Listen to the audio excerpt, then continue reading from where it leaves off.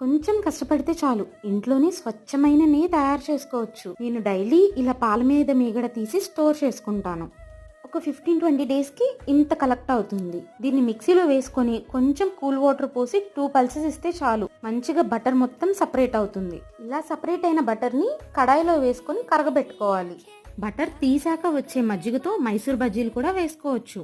పాలు కాచి చల్లారిన తర్వాత ఫ్రిడ్జ్ లో పెడితే ఎక్కువ క్వాంటిటీ ఆఫ్ మీగడ కలెక్ట్ అవుతుంది. ఈ బటర్ కరిగేటప్పుడు 1 స్పూన్ ఆఫ్ మెంతులు, 2 రెబ్బలు కరివేపాకు వేస్తే నెయ్యి మంచి స్మెల్ వస్తుంది. నెయ్యి కరగబెట్టేటప్పుడు మనం దగ్గరే ఉండి మధ్య మధ్యలో ఇలా తిప్పుతూ ఉండాలి, లేదంటే మాడిపోతుంది. ఇలా గోల్డెన్ బ్రౌన్ కలర్ వస్తే సరిపోతుంది. ఇది కంప్లీట్ గా చల్లారాక ఒక ఎయిర్ టైట్ కంటైనర్ లో పోసుకొని ఫ్రిడ్జ్ లో పెట్టుకోవాలి. పూసగా ఉండే స్వచ్ఛమైన నెయ్యి రెడీ అయిపోయింది. చిన్నపిల్లలకైతే ఈ నెయ్యి చాలా బలం. ఈ వీడియో మీకు నచ్చినట్లయితే కాశ్మీర్ మామ్ డైరీస్కి సబ్స్క్రైబ్ చేసుకోండి.